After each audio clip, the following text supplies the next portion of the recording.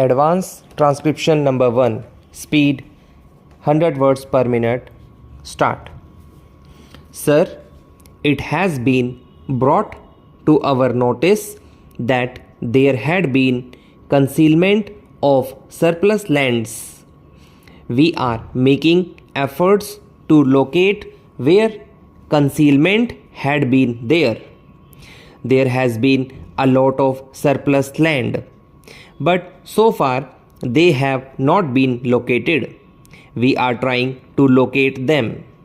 For instance, in this draft plan, in para 69, it has been stated the situation needs to be rectified so that the true surpluses may be identified and redistributed within a definite time period with a renewed determination.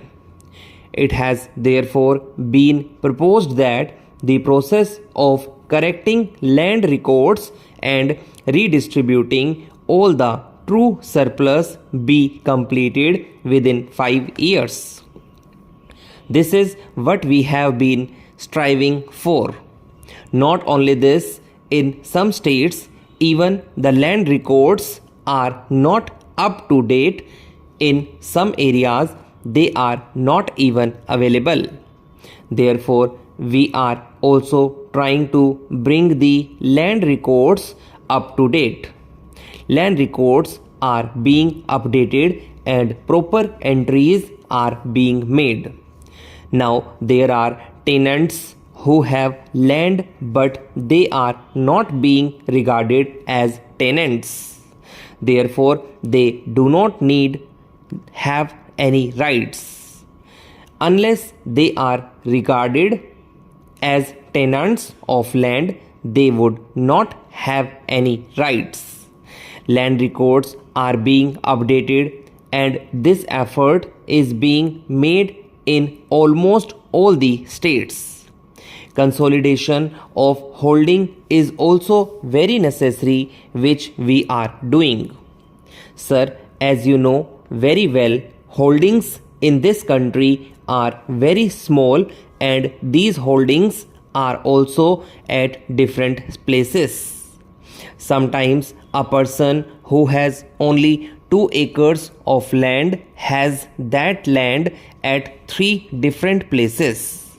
He cannot improve the land at all. We are trying to have consolidation. We are encouraging consolidation in states which are willing to take it up.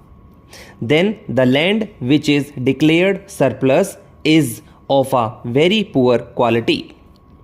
As all of us know, when somebody is asked to declare his surplus area, he will declare the worst possible area that he has. So only the worst possible areas have been declared as surplus. Some of them are not even cultivable. We are trying that these areas should be improved, because if they are not improved, the poor farmer to whom this land is allocated would not benefit. Sir, rural development also has been a great emphasis in this plan, and it will be apparent from the allocation made in this behalf. For example, so far for rural power, they had not made enough provision in the earlier plans, and that is why for agricultural sector, power is simply not available in some areas. For instance, I would mention Orissa, which is perhaps the only surplus state of the country so far as power is concerned. This is very sorry state of affairs.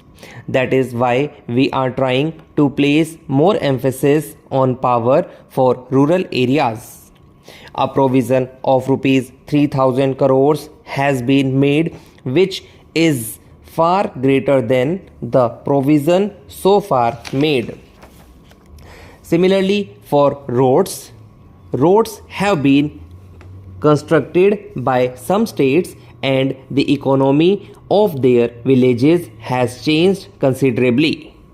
We have provided rupees 800 crores for rural roads.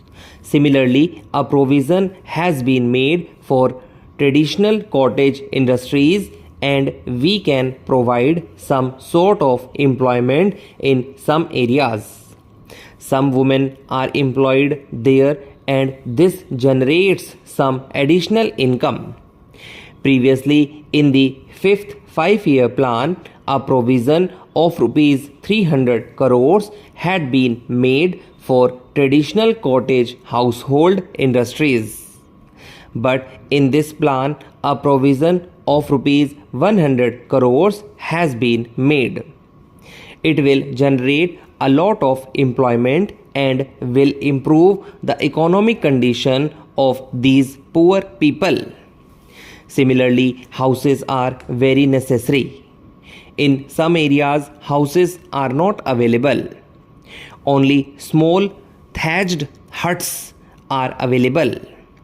Earlier, there had been a lot of fanfare about it, saying that so many plots have been allotted and figures running into millions were given.